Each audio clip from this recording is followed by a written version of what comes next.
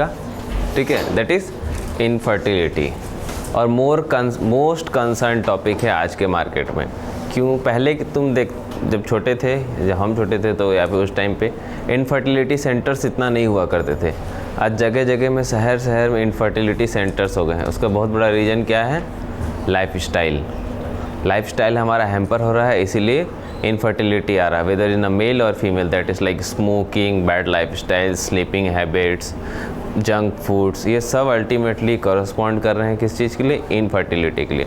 अब कौन किसको infertility and sterility is very different, ठीक है। इनफर्टिलिटी मतलब कि कहा जाता है कि अगर 2 साल तक, क्या एक्सप्लेनेशन अगर मैं दूँ कि 2 इयर्स तक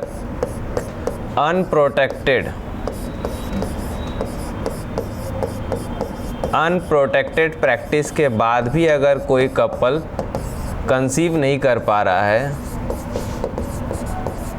2 साल अनप्रोटेक्टेड प्रैक्टिस के बाद भी कोई कपल अगर कंसीव नहीं कर पा रहा है, तो उसको हम इनफर्टिलिटी के क्राइटेरिया में डालेंगे, ठीक है।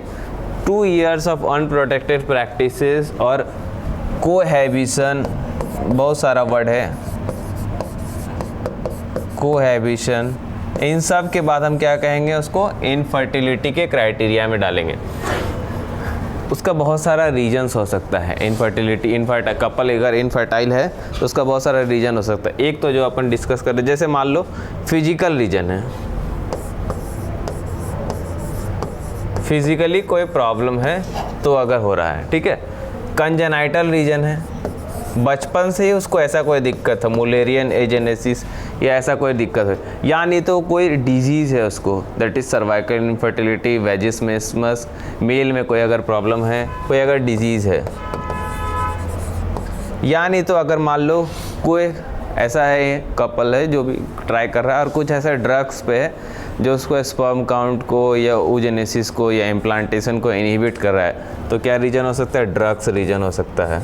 ड्रग्स मतलब यहाँ मेडिसिन वाला बात हो रहा है, वो वाला ड्रग्स एंड अब्यूज़ का नहीं, ठीक है। और भी बहुत सारा रीजन हो सकता है, जैसे मान लो मेल्स में बहुत बार रीजन 80, 60, 70% केसेस में देखा गया है जो इरेक्टाइल डिसफंक्शन है वो क्या साइकोलॉजिकल के कारण हो रहा है। फिर फॉर एन इंस्टेंट मेल की तरफ से साइकोलॉजिकल कोई इशू है कि वो कोहैबिशन को ही क्या बोलता है, उतना प्रॉपर नहीं हो पा रहा है, मतलब कि माइंड उतना काम नहीं है उसका, साइकोलॉजिकल इशू है। और इन सब के साथ एक और इम्यूनोलॉजिकल अगर इशू है,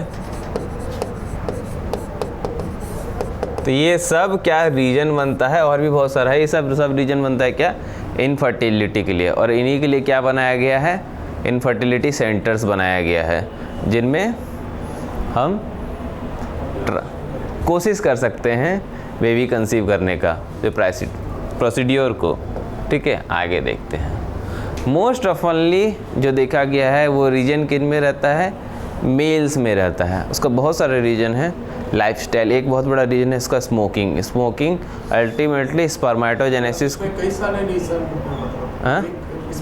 रीजन है इनफर्टिलिटी। हाँ, तो ये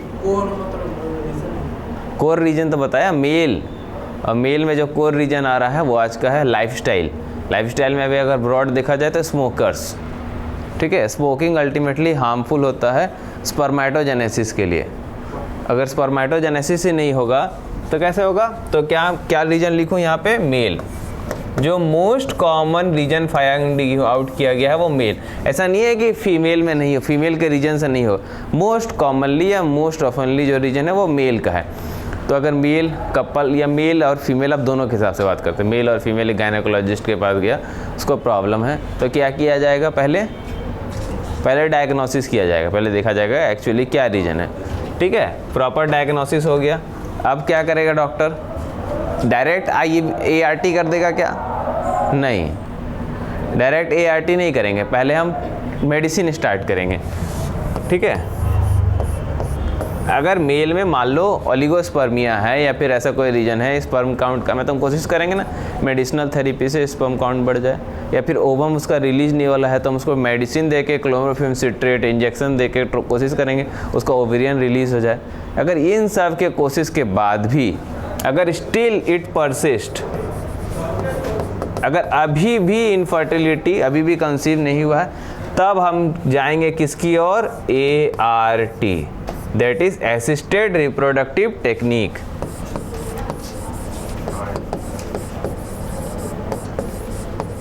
और ये कहाँ पे किया जाएगा, अब किसी डॉक्टर के निगरानी में। डॉक्टर मतलब कि गायनेकोलॉजिस्ट, ठीक, गायनेकोलॉजिस्ट, गायनी नहीं, क्या होता है गायनी भी तो पहला स्टेप फर्टिलाइजेशन, ठीक है। फर्टिलाइजेशन अगर बॉडी में हो सकता है यानी तो हम बाहर करा सकते हैं। अगर हम बॉडी में फर्टिलाइजेशन कराएंगे तो उसको क्या कहेंगे, इन विट्रो फर्टिलाइजेशन। और अगर हम बाहर कराएंगे तो इन वीवो, ठीक। इन वीवो फर्टिलाइजेशन वर्ड का मतलब स्पर्म और ओवम को बॉडी के अंदर ही छोड़ा जाएगा, दैट इज वन फीमेल का बॉडी, ठीक। अब मेरे पास इन विट्रो फर्टिलाइजेशन है, ठीक है। यहाँ पे फर्टिलाइजेशन क्या लिखूँ, इन द बॉडी, सॉरी हाँ, आउटसाइड द बॉडी, आउटसाइड यहाँ पे हो रहा है और यहाँ पे इनसाइड हो रहा है, किस चीज़ का, फर्टिलाइजेशन का, ठीक। दोनों जो डिस्टिंग्विशिंग वर्ड है आउटसाइड एंड इनसाइड, अगर इनसाइड आउटसाइड हो रहा है तो इन विट्रो एंड इनसाइड हो रहा है तो इन वीवो, ठीक है। हमको अल्टीमेटली अब आउटसाइड में अगर हम करा रहे हैं तो क्या कराना पड़ेगा, हम एम्ब्रियो बनाएं बाहर में, टेस्ट ट्यूब बेबी जिसको लेम लैंग्वेज में कहते हो सर, मतलब एम्ब्रियो। अब इस एम्ब्रियो का क्या करना पड़ेगा, मुझे ट्रांसफ़र करना पड़ेगा। क्या प्रोसीड्योर है एम्ब्रियो ट्रांसफ़र करने का, दो सिस्टम है अभी भी। अगर हम टेस्ट ट्यूब के अंदर कोशिश कर रहे हैं, टेस्ट ट्यूब के अंदर बनाने का प्रोसीड्योर को कहा जाता है कि हम एक ओवम लिए, उसके साथ 50,000 to 1 लाख स्पर्म वहाँ पे छोड़ दिए फर्टिलाइजेशन होने के लिए। जो सबसे फर्टाइल होगा उसमें उसका प्रोसेसिंग होकर वो फर्टाइल कर जाएगा, that is test tube baby, जिसको लेम लैंग्वेज में टेस्ट ट्यूब बेबी किया जाता है। क्यों, क्योंकि इस टेस्ट ट्यूब के अंदर फर्टिलाइजेशन का प्रोसेस किया गया। लेकिन इससे पहले, इस टेस्ट ट्यूब बेबी से पहले इन विट्रो फर्टिलाइजेशन में एक स्टेप आ सकता है कि हो सकता है कि मुझे 50,000 से 1 लाख स्पर्म नहीं मिल रहा है, उसमें हेल्दी स्पर्म से नहीं मिल रहे उतने अच्छे, तो मुझे क्या करना पड़ेगा, एक स्पर्म, एक ओवम के लिए एक स्पर्म का अगर हम यूज़ करें तो that is ICSI, intracytoplasmic insemination, हाँ, इंजेक्शन, उल्टा वर्ड लिख दिया यहाँ, क्या, इंट्रासाइटोप्लाज्मिक स्पर्म इंजेक्शन है। एक minute,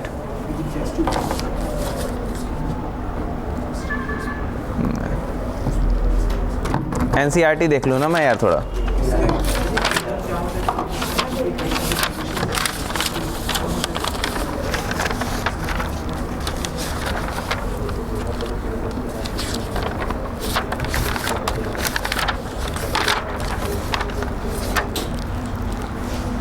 yes, sorry, intracytoplasmic sperm injections.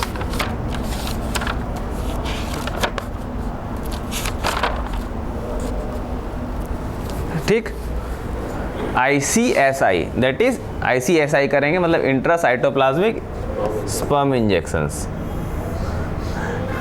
In vitro fertilisation करना है मुझे तो टेस्ट ट्यूब में कर सकते हैं, जैसे in vitro ultimately broad term में, या लेकिन अगर ऐसा कंडीशन हो गया कि दैट इज़ ओलिगोस्पर्मिया है या बहुत सारे रीजन हैं तो हम क्या करेंगे, ICSI करेंगे। ठीक है, ICSI में ICSI और इस दोनों के बाद एक ही चीज़ होगा, हम क्या कर सकते हैं, या तो जायगोट को ट्रांसफ़र कर सकते हैं, ठीक है ना, जो जायगोट बन गया है that is Z IFT, zygote intra fallopian transfer, या नहीं तो IUT कर सकते हैं, इंट्रा यूट्राइन ट्रांसफ़र, ये अप टू 8 सेल स्टेज करेंगे और ये 16 सेल स्टेज में करेंगे। ठीक, this is morula, this is advance morula. ठीक है, अब IVF के जो प्रोसीड्योर्स हैं, जो NCERT के हिसाब से लेम लैंग्वेज में है, क्या है, मुझे उस साइड क्या क्या करना पड़ा है, रिट्रैवल करना पड़ रहा है। उस साइड मतलब ओवम का रिट्रैवल करूँगा, ये क्या हो गया, ओवम। ठीक है, ओवम लिए, अब हम क्या करेंगे, ओवम के लिए क्या छोड़ देंगे अंदर, स्पर्म। ठीक, स्पर्म छोड़े तो क्या होगा, नेक्स्ट स्टेप 2N स्टेज बन जाएगा, ये क्या है, जायगोट। ठीक है, अब इस जायगोट का 2 फॉर्म हो सकता है, या तो 8 या तो 16। जब 8 में करेंगे तो ZIFT, जब 16 में करेंगे तो IUT। बस, दिस इज ओनली, हो गया, खेल खत्म हो गया ना, ये समझना है। चलो इसको भी लिखिए ना, देखो इसको थोड़ा बड़ा करे क्या, हाँ इसको जब इमेज को बड़ा करूँगा मैं तो तुमको एक बात दिखेगा। प्रोसेस ऑफ IVF में क्या टेक्निक, ओवरियन स्टिमुलेशन की है, अभी मैं बताऊंगा एक डॉक्टर के नज़रिए से कैसे करते हैं। ठीक है, तब तुमको डॉक्टर का नज़रिया बताऊंगा तो NCERT नहीं भूलोगे। ओवरियन स्टिमुलेशन करोगे, फिर मुझे ओवरियन आ गया, स्पर्म का रिट्राइवल कर लेंगे, एग बन गया, फर्टिलाइजेशन कराएंगे और एम्ब्रियो ट्रांसफ़र करेंगे, फिर प्रेगनेंसी टेस्ट एंड कॉन्ग्रेचुलेसन, मिठाई खाएंगे। ठीक, अब देखते हैं हम कैसे करेंगे, एक्चुअली में कैसे करेंगे। मेल एंड फीमेल पार्टनर आया डॉक्टर के पास, ठीक है, IVF करने के लिए। ठीक है, मेल एंड फीमेल पार्टनर आया, पूरा सारा डायग्नोसिस हो गया, सारा ट्रीटमेंट अभी तक चल गया। अब कुछ नहीं, अब प्रोसीड्योर स्टार्ट हुआ, भाई 2-2.5 लाख का प्रोसीड्योर है, अब IVF करना है। ठीक है, फीमेल पार्टनर की तरफ से मुझे ओवम चाहिए और मेल पार्टनर की तरफ से स्पर्म चाहिए। मेल में कोई फॉल्ट नहीं है, ठीक है, mail is healthy and fine.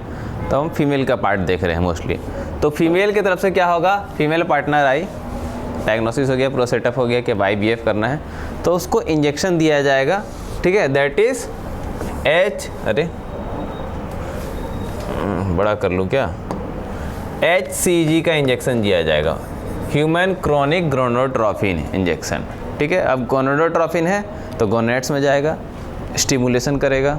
ठीक है, तो क्या करेगा, हम इसको क्यों कर रहे हैं, ओवेरियन स्टिमुलेशन। और ओवेरियन स्टिमुलेशन क्या होगा, तो डेवलप क्या होगा, फॉलिकल्स का डेवलपमेंट होगा। ठीक है, ओवेरियन स्टिमुलेशन करा दिए, इंजेक्शन दिए, अब ओवरी स्टिमुलेट हो गया, मतलब गोनेट्स, ओवरी मतलब गोनेट सिस्टम बोल रहे हैं, स्टिमुलेट हो गया। अब क्या होगा, फॉलिकल का डेवलपमेंट स्टार्ट हो गया। तो हमको क्या करना पड़ेगा, उस फॉलिकल को मॉनिटर करके रखना पड़ेगा, फॉलिकुलर मॉनिटरिंग करेंगे हम अब।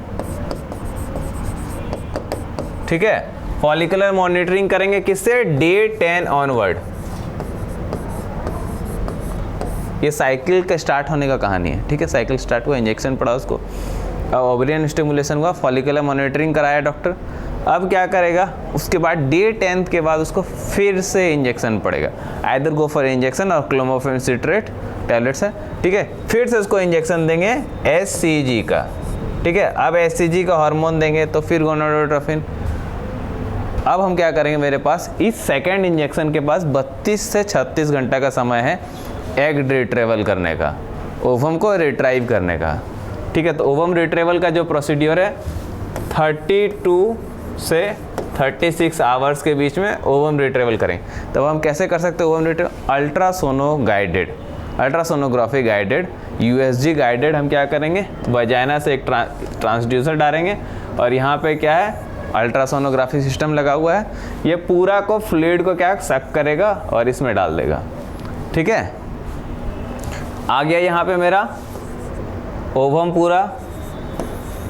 पूरा सिस्टम सक हो गया है ना। ठीक, अब मुझे ईच ओवरी के लिए, ईच ओवम के लिए या ईच oocyte के लिए दूसरे टर्म मेल की तरफ से, ये फीमेल का पार्ट हो गया। अब मेल की तरफ से मुझे लगभग 50,000 से 50K से 1 लाख स्पर्म्स चाहिए। उसको हम एक सिस्टम में डालेंगे ताकि इन विट्रो फर्टिलाइजेशन हो टेस्ट ट्यूब के अंदर।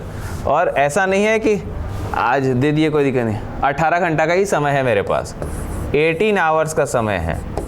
ठीक, तो जल्दी जल्दी करते हैं आगे।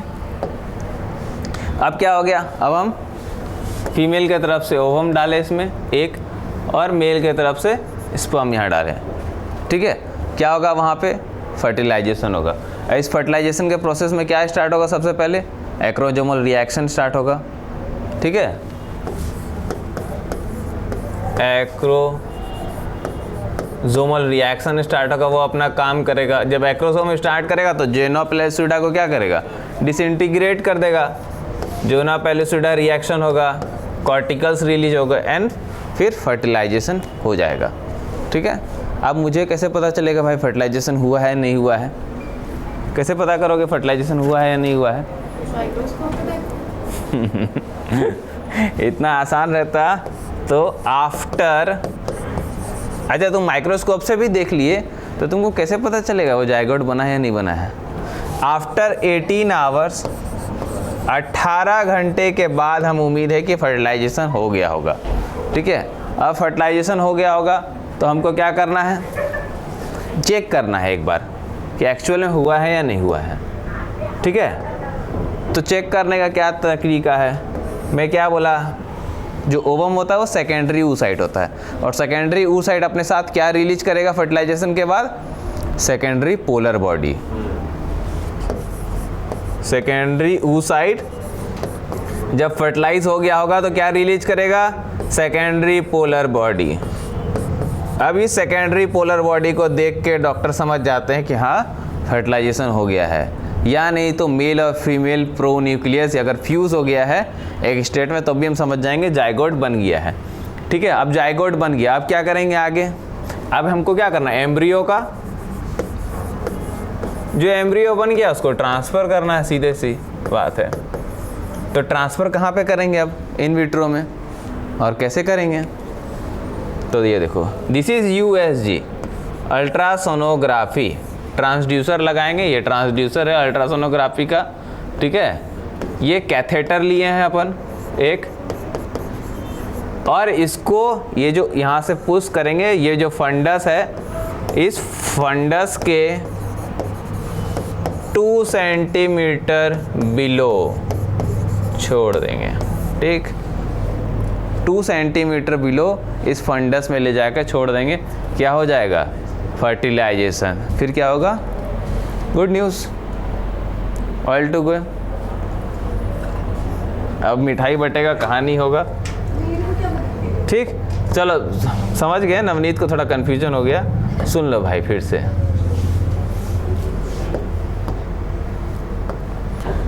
सुन लो भाई, कैसे NCERT वाला सुनेगा या जो हो रहा है मिक्स करके सुनो, आपको जो आसान लगे। वाह वाह, यानी कि जो आप मुझे समझा पाओ। चलो सुनो, पैनिक होने का नहीं है। IVF टेक्निक में क्या करना है, इन विट्रो फर्टिलाइजेशन, मतलब बॉडी के बाहर हमको फर्टिलाइजेशन कराना है। आइदर हम टेस्ट ट्यूब में कर सकते हैं या नहीं तो ICSI कर सकते हैं। तो अभी हम जो पढ़े हैं वो टेस्ट ट्यूब बेबी। ठीक है, तो टेस्ट ट्यूब बेबी में हम क्या करेंगे, मेल पार्टनर से स्पर्म लेंगे, फीमेल पार्टनर से जो ओवम लेंगे वो उसका बहुत सारा टेक्निक। ठीक है, ओवम रिट्रीवल करेंगे, कैसे करेंगे, अल्ट्रासोनोग्राफिक गाइडेड, और वजाइना के रूट से क्या करेंगे, इंजेक्ट करेंगे कैथेटर और सक करेंगे ओवम को। ठीक है, ओवेरियन फ्लूइड को सक करे, उसमें हमको ओवम मिला।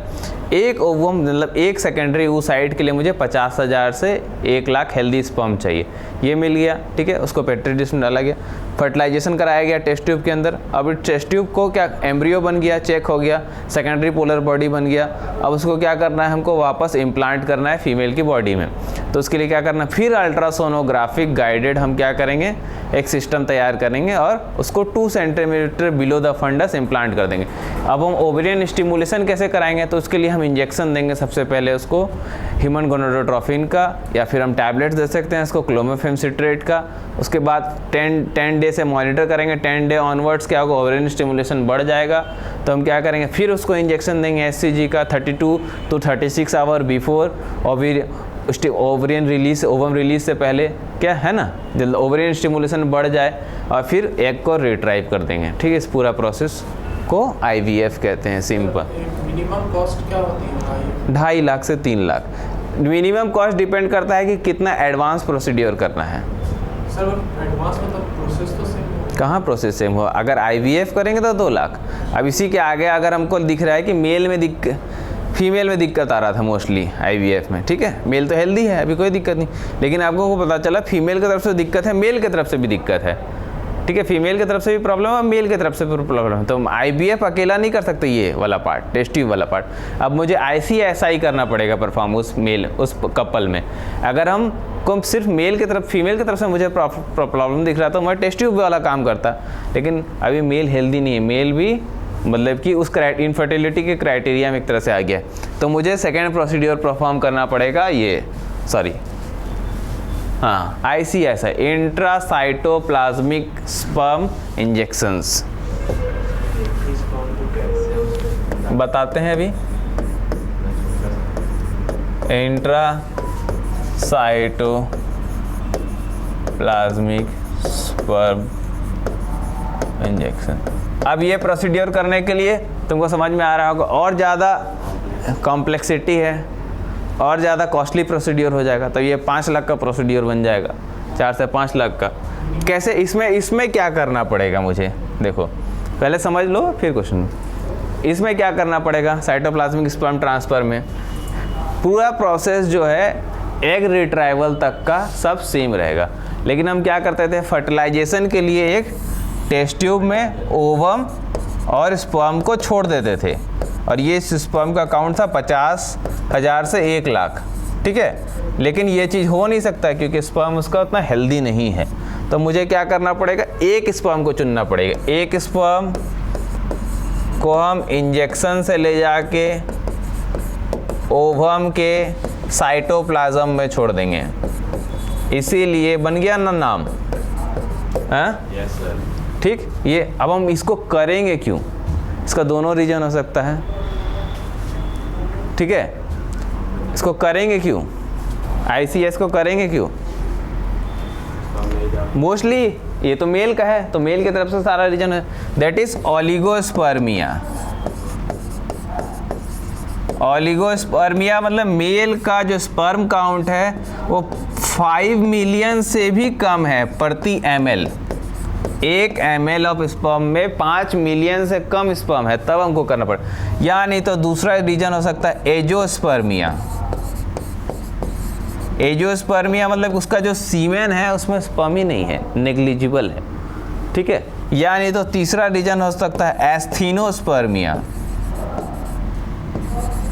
एस्थीनोस्पर्मिया वर्ड का मतलब हुआ कि जो उसमें जो स्पर्म है वो क्या है, मोटिलिटी और मॉर्फोलॉजी के हिसाब से उतना ज़्यादा हेल्दी नहीं है, ठीक है, ओके। अब इसको करेंगे कैसे, प्रोसीड्योर देखो, ये एक सेकेंडरी oocyte है, ओवम है, और यहाँ से एक स्पर्म सेलेक्ट करते हैं और उसको एक नीडल के थ्रू, ये एक नीडल है, इस नीडल के थ्रू क्या करेंगे, उसके साइटोप्लाज्म में ले जाकर छोड़ देंगे, माइक्रोस्कोपिकली गाइडेड। हाँ अच्छा, एक स्पर्म कैसे देखेंगे, उसका बहुत सारा प्रोसीड्योर है, जब IUI बताऊंगा ना। हाँ हाँ रहता है तभी तो करते हैं, तभी तो पढ़ा रहे हैं। हाँ हाथ से कब होगा? हाँ तो हाथ से ही करेंगे ना। शीशा बहुत चाहिए। हाँ जब स्पर्म ही आग से निकलता है तो फिर निकल कैसे दिखेगा? दिखेगा ना, सब दिखेगा, अभी बताऊंगा ना। अरे तो ये भाई इतना भी छोटा नीडल नहीं है कि आँख से नहीं, लेकिन है, दिखेगा तुमको, चिंता मत करो। अभी IUI परफॉर्म करेंगे तब दिखेगा।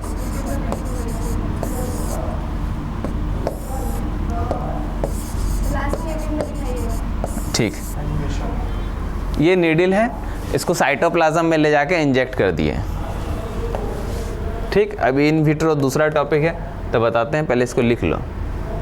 ये कहाँ से लिखे थे, यहाँ से।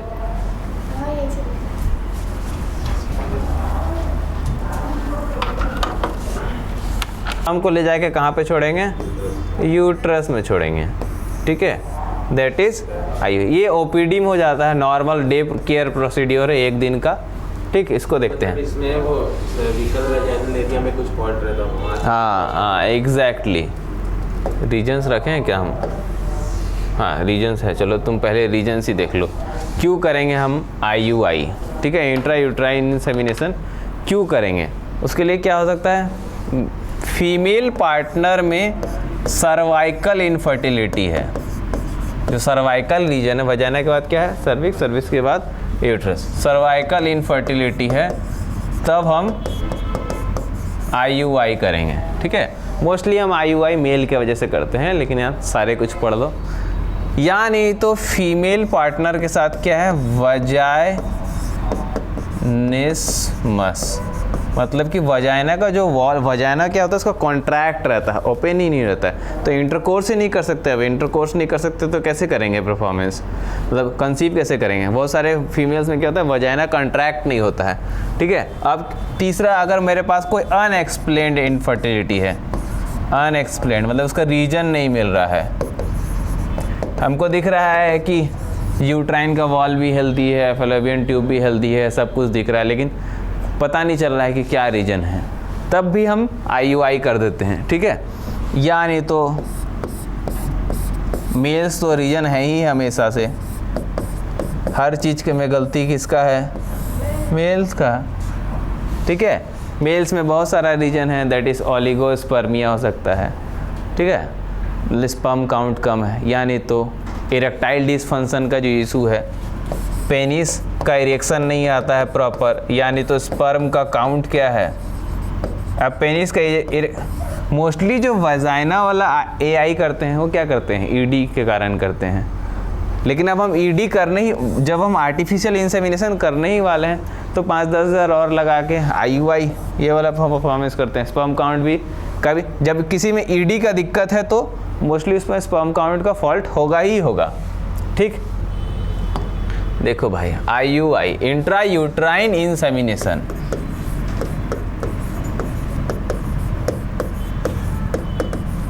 इंट्रा यूट्राइन इंसेमिनेशन करने जा रहे हैं, ठीक है। कहाँ पे करना है? ओपीडी में। सिंपल सा प्रोसीड्योर है, डे केयर प्रोसीड्योर है, इसको ओपीडी में परफॉर्म करना है। क्या करना पड़ेगा इसमें? पहले स्पर्म को कलेक्ट करना है, मतलब स्पर्म तो पूरा कलेक्ट नहीं होगा भाई अकलौता, तो सीमेन को क्या करना है? कलेक्ट करना है। किससे कलेक्ट करना है? हस्बैंड से। अब क्या करना पड़ेगा? सीमेन कलेक्ट कर लिए उसके बाद हैं? नहीं, अगर तो ये काम तो वो खुद ही कर सकता था ठीक है। तब हम क्या करना पड़ेगा? उस स्पर्म को हम क्या करेंगे? थोड़ा सा उसमें चेंजेस लेके आते हैं सीमेन में, मतलब इस सीमेन के साथ क्या मुझे मिलेगा? WBC मिलेगा, और भी बहुत सारा क्या मिलेगा? इम्प्योरिटी मिलेगा।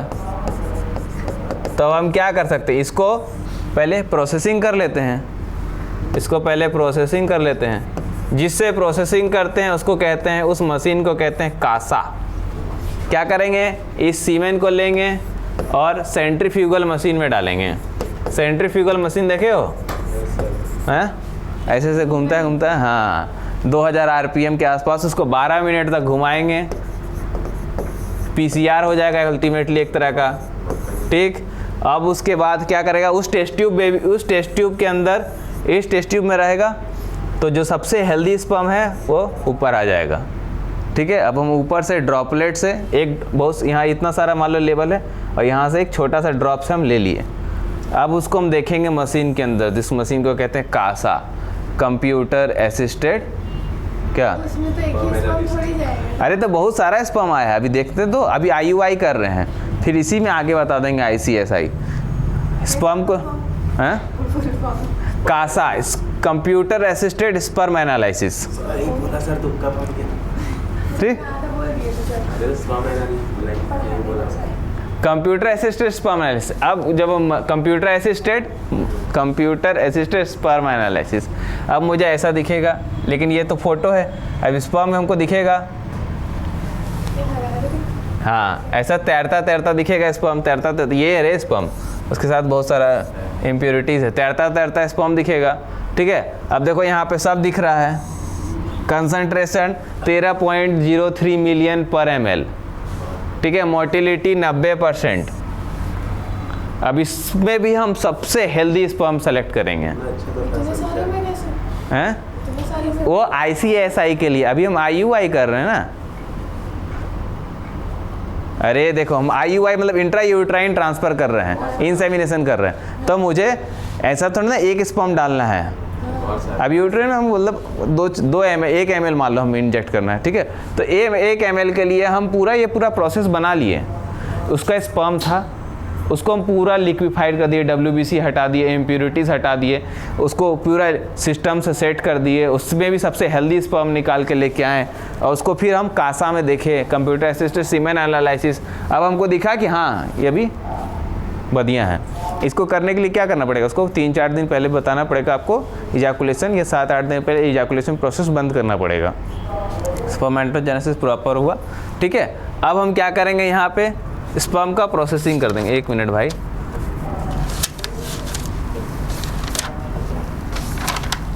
कहाँ चला गया?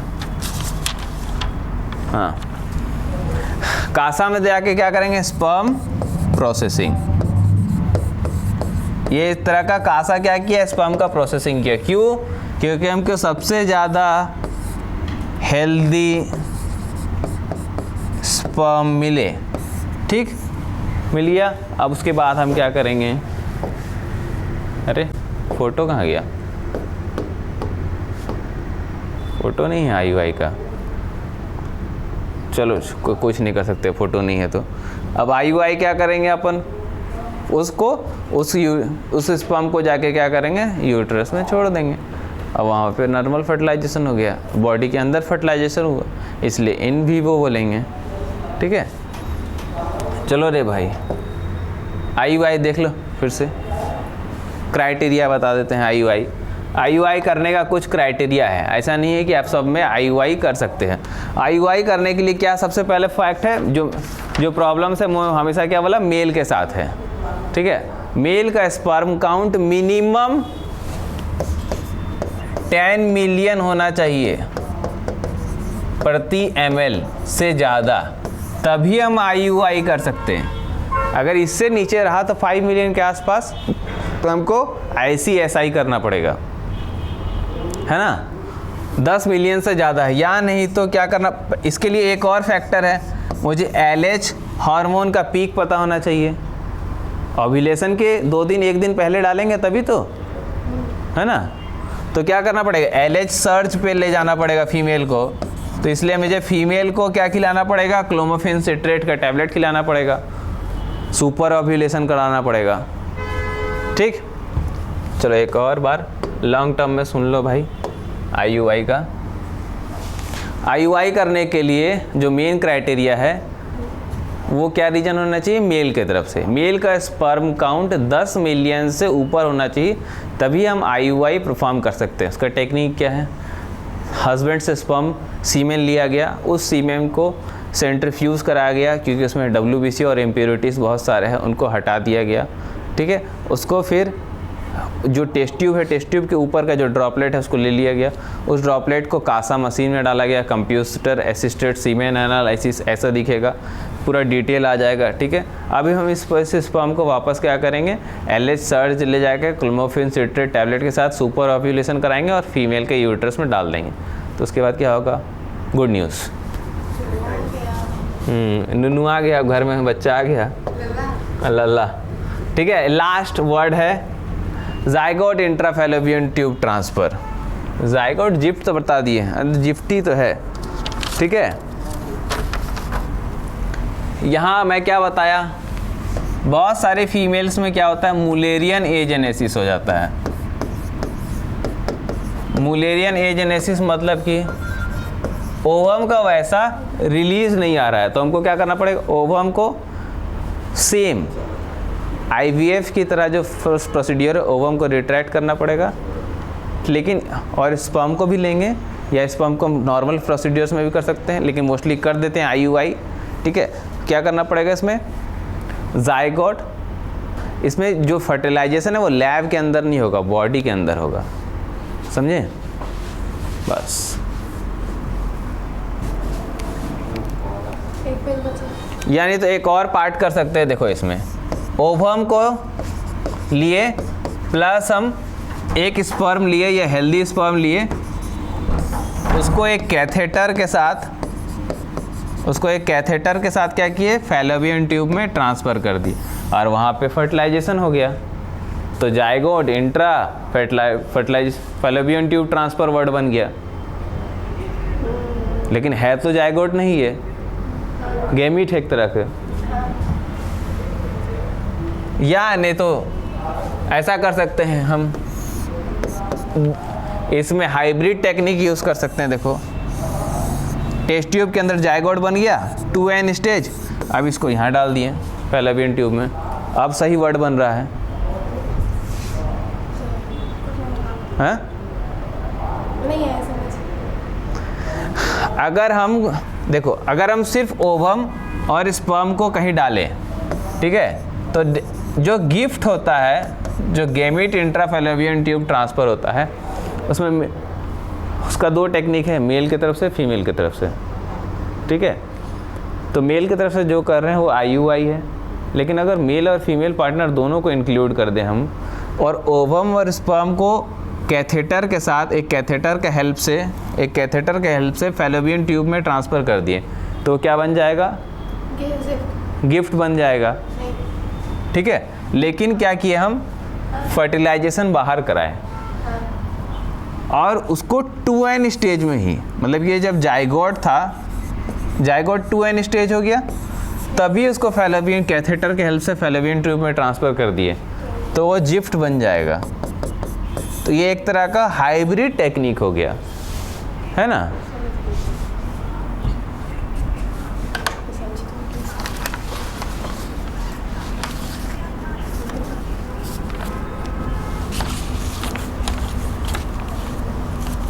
चलो दोस्तों, सर एक पेज और।